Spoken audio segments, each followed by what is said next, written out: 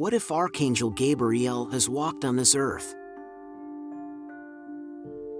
Gabriel is the chief executive and actual administrator of Nebadon. Michael's absence from Solvington in no way interferes with the orderly conduct of universe affairs.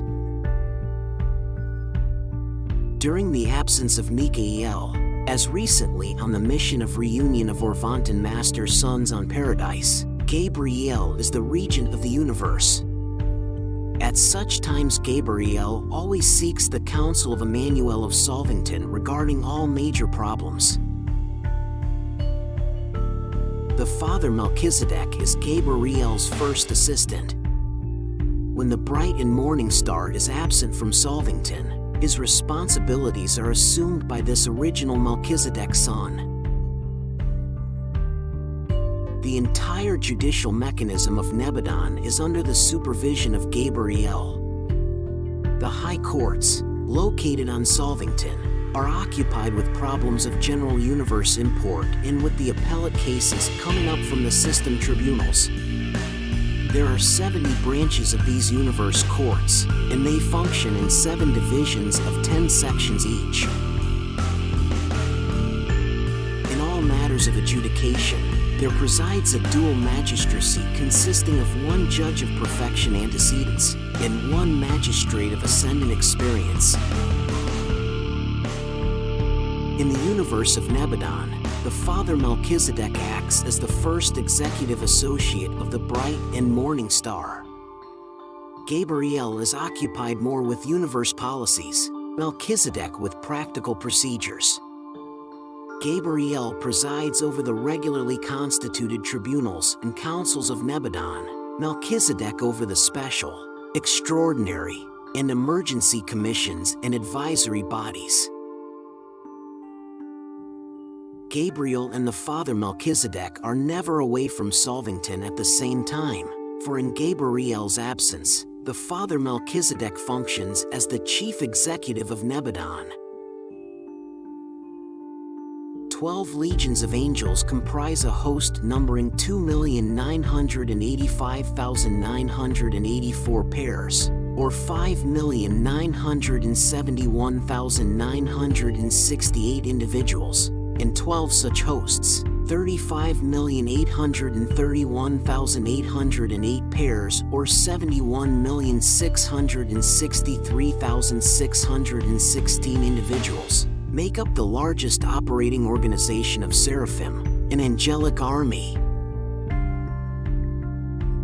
A seraphic host is commanded by an archangel or by some other personality of coordinate status, while the angelic armies are directed by the brilliant evening stars or by other immediate lieutenants of Gabriel. And Gabriel is the supreme commander of the armies of heaven, the chief executive of the sovereign of Nebadon, the Lord God of hosts.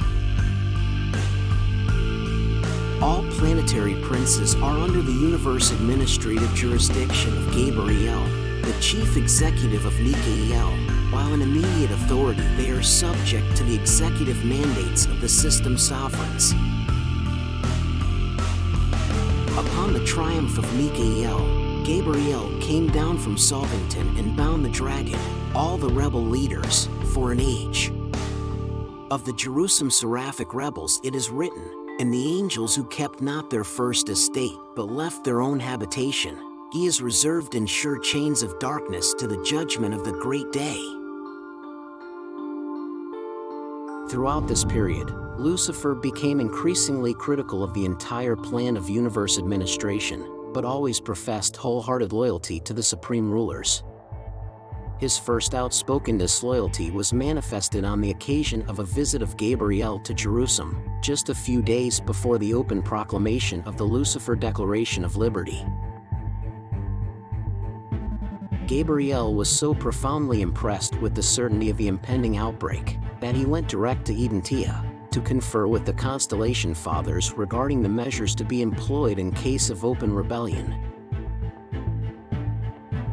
Gabriel was personally present throughout all these disloyal proceedings and only announced that he would, in due time, speak for Michael, and that all beings would be left free and unmolested in their choice, that the government of the sons for the Father desired only that loyalty and devotion which was voluntary, wholehearted, and sophistry-proof. Lucifer was permitted fully to establish and thoroughly to organize his rebel government before Gabriel made any effort to contest the right of secession or to counterwork the rebel propaganda. But the Constellation Fathers immediately confined the action of these disloyal personalities to the system of Satania. Nevertheless, this period of delay was a time of great trial and testing to the loyal beings of all Satania.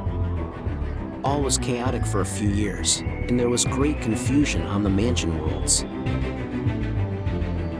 Since Michael elected to remain aloof from the actual warfare of the Lucifer Rebellion, Gabriel called his personal staff together on Eventia and, in council with the Most Highs, elected to assume command of the loyal hosts of Satania.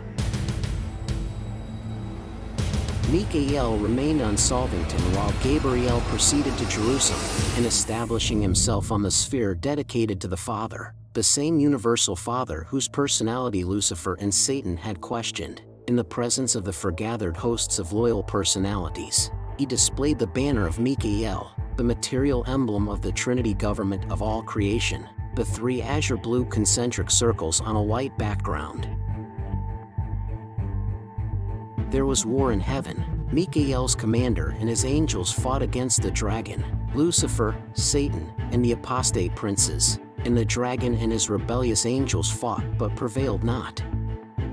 This war in heaven was not a physical battle as such a conflict might be conceived on Urantia. In the early days of the struggle, Lucifer held forth continuously in the planetary amphitheater. Gabriel conducted an unceasing exposure of the rebel sophistries from his headquarters taken up near at hand. The various personalities present on the sphere who were in doubt as to their attitude would journey back and forth between these discussions until they arrived at a final decision. This was a Lananindek rebellion. The higher orders of local universe sonship did not join the Lucifer secession, although a few of the life carriers stationed on the rebel planets were somewhat influenced by the rebellion of the disloyal princes. None of the Trinitized sons went astray. The Melchizedeks, Archangels, and the brilliant evening stars were all loyal to Michael and, with Gabriel, valiantly contended for the Father's will and the Son's rule.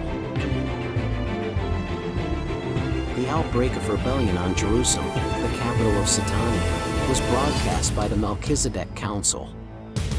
The emergency Melchizedeks were immediately dispatched to Jerusalem, and Gabriel volunteered to act as the representative of the Creator's Son, whose authority had been challenged. With this broadcast of the fact of rebellion in Satania, the system was isolated, quarantined, from her sister systems. There was war in heaven, the headquarters of Satania, and it spread to every planet in the local system. Then was heard the Archangel's proclamation, and the broadcast voice of Gabriel decreed the second judgment roll call of Urantia, and the resurrection of the sleeping survivors of the second dispensation of grace and mercy on 606 of Satania. The dispensation of the Prince has passed. The Age of Adam, the third planetary epoch, opens amidst scenes of simple grandeur, and the new rulers of Urantia start their reign under seemingly favorable conditions, notwithstanding the worldwide confusion occasioned by lack of the cooperation of their predecessor in authority on the planet. There will be more videos coming in regards to Archangel Gabriel. I appreciate you watching my videos. Don't forget to like and subscribe. Thank you for watching The What If.